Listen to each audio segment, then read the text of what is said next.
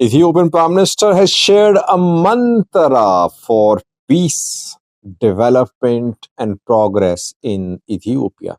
Six-letter formula has been shared by the Ethiopian Prime Minister. I want to just share this formula with you. Is it something what makes sense? Does this formula make sense? Secondly, an OLA commander has surrendered. Pictures have been released by government sources showing the man who has surrendered. Welcome to My Views and News. Thanks for watching. Yesterday, a Fano commander surrendered. Masrisha laid down arms. And yesterday, a commander surrendered in the Oromia region too. The commander is part of Oromo Liberation Army. Jal Burasa is his name. Jal Burasa surrendered with other OLA members.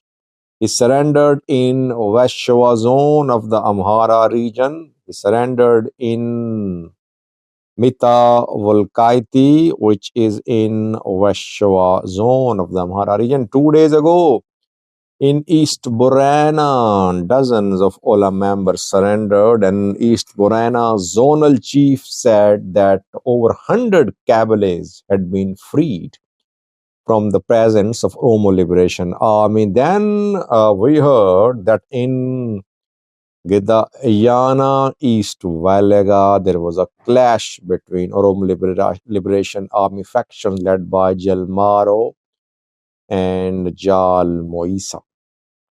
No news of attacks by Oromo Liberation Army on military. Rather, the news coming in from Oromia is that OLA members and commanders are surrendering.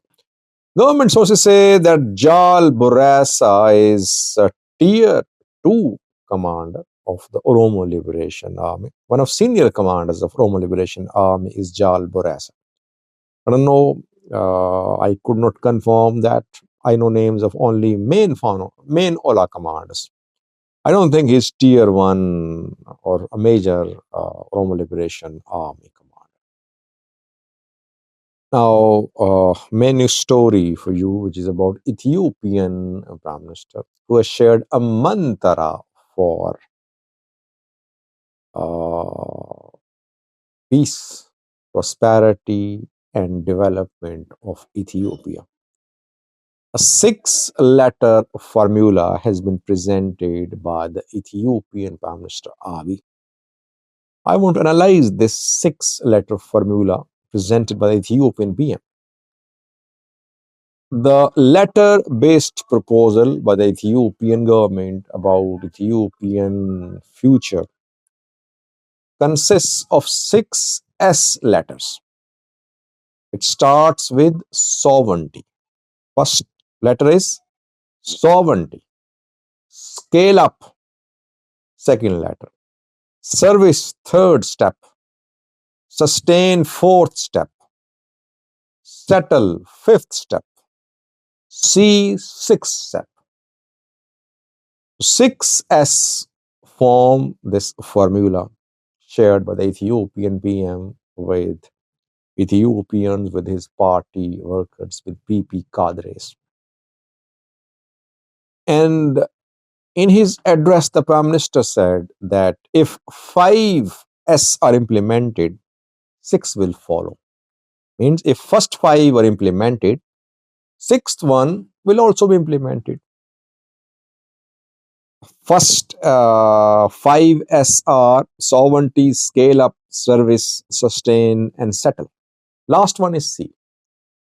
Does it mean that the Ethiopian Prime Minister is putting access to C issue on the burner, on the back burner rather?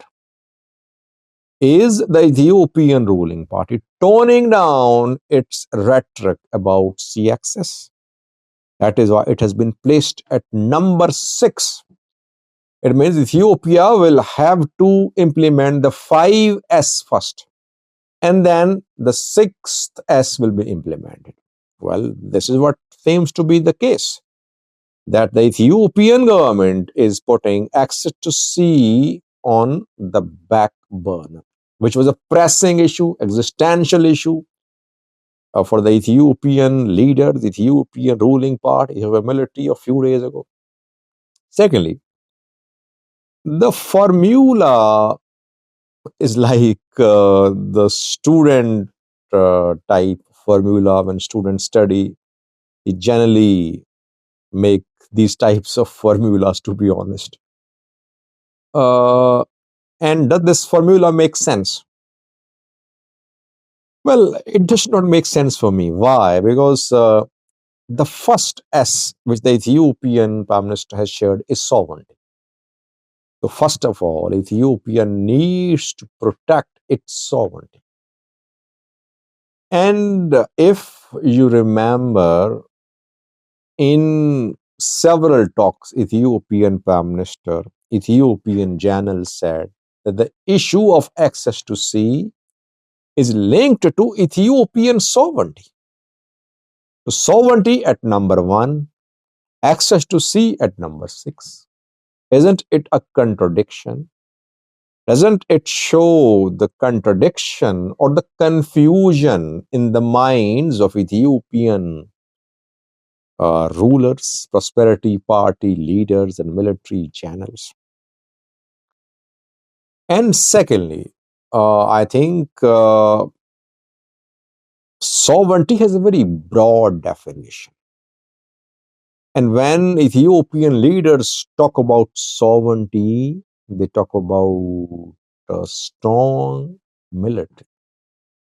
They talk about, they send a message to alleged Ethiopian historical enemies. They say, we won't allow outsiders to interfere in Ethiopia. How can you be a sovereign country if you're the largest recipient of foreign aid in Africa? So is an aid recipient country a sovereign country? No, it's not, by the way, firstly. Secondly, how can you be a sovereign country if your borders are not under the control of your military? One border controlled by Fano, the other controlled by TPLF, third one as presence of Oromo Liberation Army. It means, I think, that the first S mentioned by the government is very dangerous. Ethiopian government, first of all, wants to put an end to all the threats to Ethiopian sovereignty. The threats are not just internal threats. I mean, Fano, OLA, TPLF, all these are seen as threats to Ethiopian sovereignty. Eritrea, Egypt, groups in Sudan, they're seen as threats to Ethiopian sovereignty. Ongoing the Simdo between Tigray and Eritrea, it's seen as a threat to Ethiopian sovereignty. It means that the priority of PM Abiy's government is to ensure that Ethiopia is a sovereign country. And for that, it will have to make peace with the groups fighting in Ethiopia and Ethiopian neighbors and Ethiopian rivals, or it will have to wage war against these groups and weaken them. That is why first part of the formula presented by the Prime Minister is very alarming. Maybe his definition, his